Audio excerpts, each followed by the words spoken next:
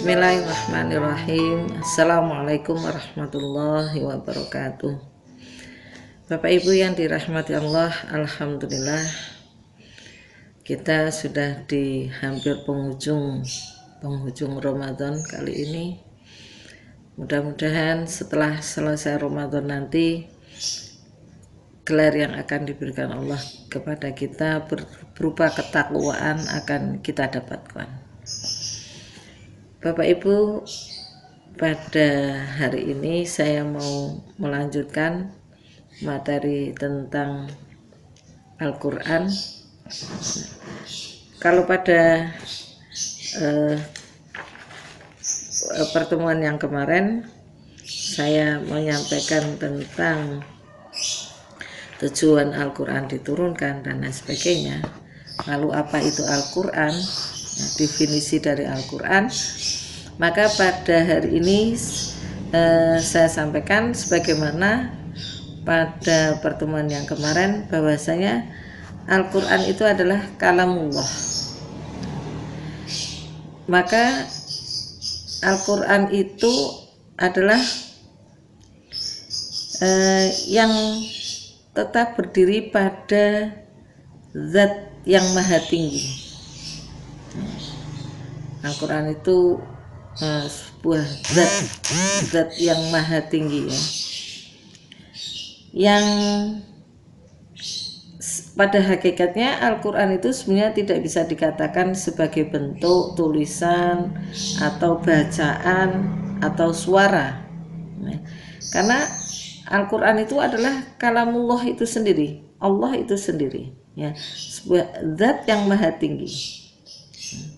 Jadi tidak bisa dikatakan bahwa Al-Quran itu dengan huruf, dengan suara, atau dengan tulisan ya.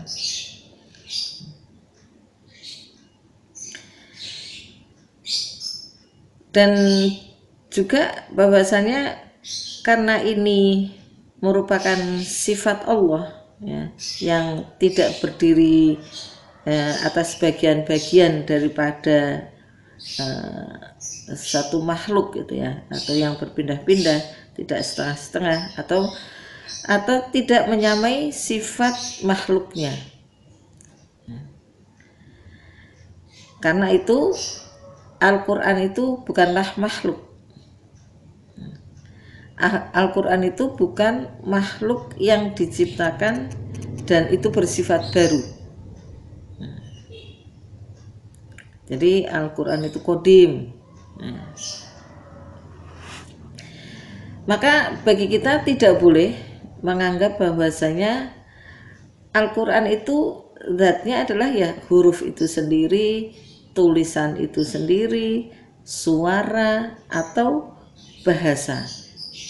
Jadi tidak bisa dikatakan begitu, karena sifatnya yang bukan makhluk itu. Sedangkan tulisan, suara, huruf-huruf itu adalah makhluk ciptaan Allah.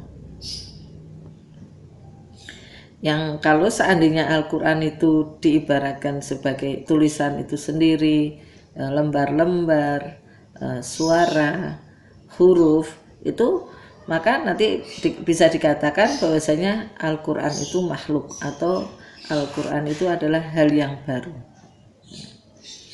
Maka menurut keyakinan ahli sunnah wal jamaah, bahwasanya Al-Quran itu merupakan kalam atau firman Allah yang karena memang kebutuhan Al-Quran itu untuk manusia ya, karena memang Al-Quran itu untuk manusia ya, maka supaya bagaimana manusia itu bisa memahami, bisa membacanya, bisa menuliskannya, apa-apa yang menjadi zatnya Allah itu, maka dibentukkanlah dalam bentuk tulisan, dalam bentuk huruf, dalam bentuk suara, dalam bentuk mushaf.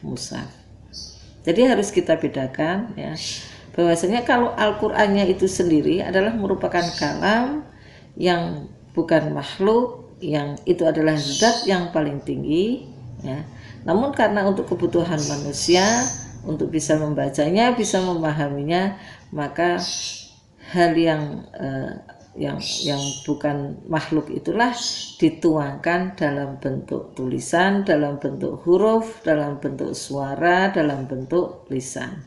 Karena ini semata-mata adalah untuk kepentingan manusia. Jadi huruf-huruf atau tulisan-tulisan, mushaf-mushaf, ya, lembaran-lembaran gitu ya, yang ada pada kita itulah yang disebut dengan makhluk, karena itu dibuat oleh manusia, ditulis oleh manusia, disuarakan oleh manusia, ya, dihafalkan oleh manusia, ya. Maka tulisannya itu, lembaran-lembarannya itu, suara itu adalah hal yang baru. Jadi harus kita pahami bahwasanya ada perbedaannya. Kalau Al-Qur'annya itu sendiri pada hakikatnya adalah sebuah kalamullah yang merupakan zat yang paling tinggi dan itu bukan makhluk. Sedangkan yang ada pada kita sekarang berupa bentuk tulisan, suara, huruf-huruf, mushaf atau lembaran-lembaran itu adalah hal yang baru dan itu adalah makhluk. Ya, ini karena semata-mata sekali lagi adalah untuk kepentingan manusia, ya. Maka bisa diambilkan contoh misalnya pada kata narun, ya. Narun itu hakikatnya adalah sesuatu yang semuanya bisa membakar semuanya, ya. Segala sesuatu yang bisa membakar semuanya, yang panas di dalam zatnya, yang zatnya itu adalah panas. Maka ketika ditulis dalam bentuk huruf, ya, serta dihafalkan, gitu ya, maka sifat narun yang terdiri atas zatnya, yaitu yang membakar segala sesuatu yang panas itu, apakah di dalamnya ada suaranya, tulisannya, hurufnya atau tidak, janganlah kita itu melihat bahwasanya lafadz pada narun itu menunjukkan sesuatu yang tertulis, ya, maksudnya yang bisa membakar. Jadi ya, nar itu adalah nar itu ya, yang bisa membakar semuanya. Tapi ketika dituangkan dalam bentuk tulisan gitu ya, kita jangan membayangkan bahwasanya nar itu yang dimaksud oleh Allah itu adalah nar yang seperti api yang kita lihat, yang panas, yang bisa membakar sesuatu. Tapi sebenarnya nar itu sendiri jauh lebih dahsyat daripada itu, ya. Jadi nar itu jauh lebih dahsyat daripada itu, daripada seperti apa yang kita bayangkan bahwasanya api itu bisa membakar kertas, bisa membakar sesuatu, bisa membakar semuanya. Tapi hakikatnya nar itu atau neraka itu jauh lebih dahsyat dari itu, ya. Maka kalau nar yang ada dalam bentuk tulisan itu, kita tidak boleh membayangkan hanya sampai sekedar begitu saja, bahwasanya bisa membakar seperti halnya api membakar kayu bakar, api membakar kulit dan lain sebagainya. Tapi hakikatnya adalah nar itu jauh lebih dahsyat daripada itu. Bapak Ibu yang dirahmati Allah, ya. Untuk itu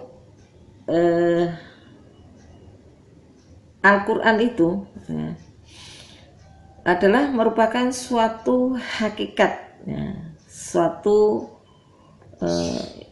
yang wujudnya itu ada 4. Ya. Yang pertama adalah wujud dalam alam nyata, jadi yang seperti lembaran mushaf yang kita pegang. Yang kedua adalah wujud dalam alam pikiran. Yang ketiga wujud dalam ibroh, ya. Yang keempat adalah wujud dalam tulisan. Nah, adapun kitabah atau tulisan itu, tulisan yang ada di dalam mushaf itu adalah menunjukkan sebuah ibaroh, ya, sebuah ibaroh. Dan ibarahnya itu sendiri itu adalah menunjukkan sebuah pemikiran yang akhirnya kita berpikir ya tentang surga, tentang neraka, tentang azab dan lain sebagainya ya.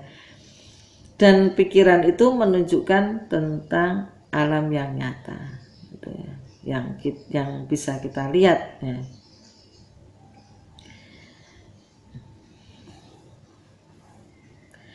Sehingga maka Al-Quran itu kenapa disifati kodim ya, seperti ungkapan Al-Quran bukanlah makhluk yang diciptakan. Nah, maka yang dimaksud adalah bahwa Al-Quran itu adalah diri zat sang pencipta itu sendiri ya. Atau merupakan firman Allah atau kalamullah yang berdiri dalam zatnya Allah yang maha tinggi. Sehingga Al-Quran itu disifati ya, atau bersifat kalau yang bentuk jadi sifat yang Al-Quran itu disifati dengan hal yang baru seperti ucapan misalnya seperti saya telah membaca setengah dari Al-Quran. Maka yang dimaksud adalah Al-Quran yang ditulis dalam Al-Quran dalam lafaz-lafaz atau yang ditulis. Yang berarti kalau saya sudah membaca 30 juz, itu adalah yang dibaca adalah yang berbentuk hal yang baru, yang bukan kodim sifatnya gitu ya. Yang sifatnya adalah sesuatu yang baru dalam artian yang sudah nampak ya, nampak nyata di hadapan kita ya.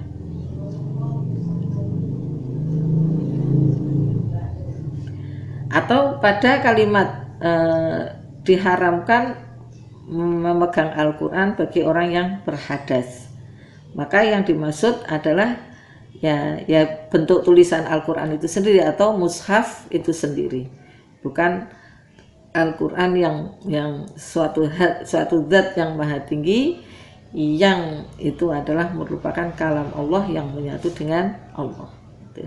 Karena pada hakikatnya kita kan tidak bisa memegang itu ya. Maka yang kita pegang itu adalah tadi yang seperti saya sampaikan, kalau tulisan, huruf, ya suara, lalu mushaf itu adalah sesuatu yang baru.